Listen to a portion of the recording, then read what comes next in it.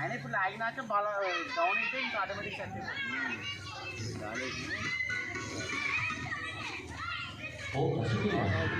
కొండ మీద దేవుడు ఉన్నాడంటే అమ్మ కావాలి అంటే అమ్మ కావాలి నాన్న కావాలి. అందుచేత కష్ట నష్టాలతో ఈ కొండ పైకి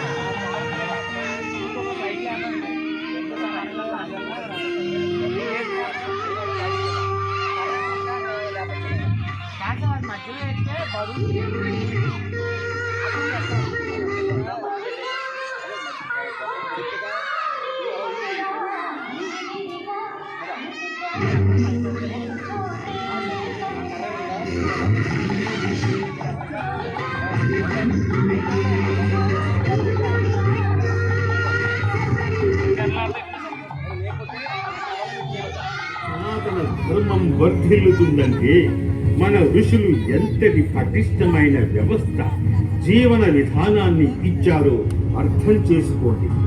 ఇదంతా గుర్తించకుండా వక్ర బుద్ధితో రాసిన గ్రంథాలు చదివి అవే నిజమనుకుని అమాయకత్వంతో నిజానిజాలు తెలుసుకోకుండా ప్రచారం చేసేవారు కూడా లేకపోలేదు.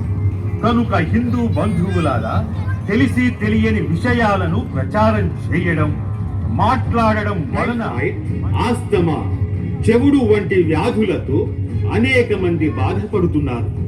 అప్పుడు మాట్లాడని నోరులు కేవలం మన పండుగలప్పుడే ఎందుకు లేస్తున్నాయో ఒక్కసారి ఆలోచించండి. ఇదంతా వారి స్వార్థం కోసం, రాజకీయ నాయకుల ఓటు బ్యాంకు కోసం మాత్రమే.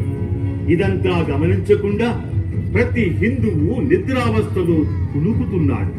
కనుక లేవండి, మన ఆచారాలను ఏది కోరి ఎంచుకుని ఎరవేసి వారి నిస్సహాయం అమాయకత్వాన్ని ఆసరాగా చేసుకుని మత మార్పిడి చేస్తున్నారు.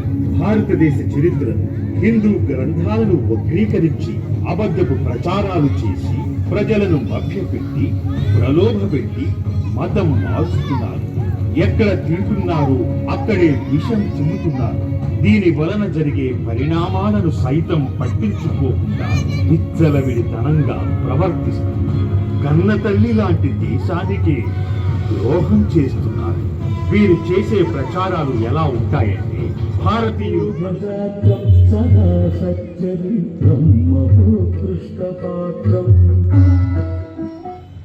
ఇది తెలియని పిచ్చి జనం వాటిని నిజమనుకుని నమ్ముతూ వాటిని పాటిస్తున్నారు.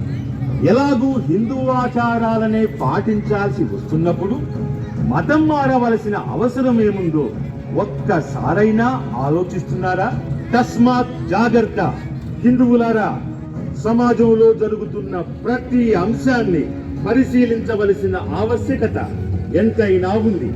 బ్రిటిష్ వాడి విద్యా విధానానికి బానిస బ్రతుకులకు అలవాటు పడ్డ కొంతమంది కుహనా మేధావులు వ్రాసిన పుస్తకాలు చదివిన వారు ఈరోజు విద్యా వ్యవస్థలలో ఉన్నత పదవులు అధిరోహించడం, వారే అధ్యాపకులుగా చలామణి అవ్వడం, వారికి కుటిల పన్నాగాలు పన్నే రాజకీయ పార్టీలు నాయకులు చేయూతనివ్వడం వలన విద్యా వ్యవస్థ భ్రష్టు పట్టుకుపోయి విద్యార్థులకు దేశంపై ధర్మంపై ప్రేమ భక్తి లోపిస్తున్నాయి.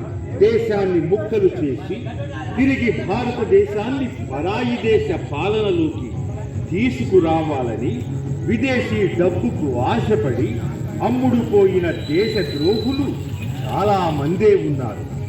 ఇలాంటిదే ఢిల్లీలోని జవహర్ లాల్ నెహ్రూ యూనివర్సిటీలో కన్నయ్య, ఉమర్ లాంటి దేశ ద్రోహులు, వారిని ప్రోత్సహించే దేశ వ్యతిరేక శక్తులు ఇటీవల చేసిన నినాదాలు భారత్ మాతాకో టుకడా టుకడా కరూంగా, కితనా హఫ్జల్ మారేగా, హర్ ఘర్ సే హఫ్జల్ నికలేంగే, భారత్ తేరే టుకడే హోంగే, ఇన్షా అల్లా అంటూ దేశంపై అక్కసు అసూయ కక్కారు.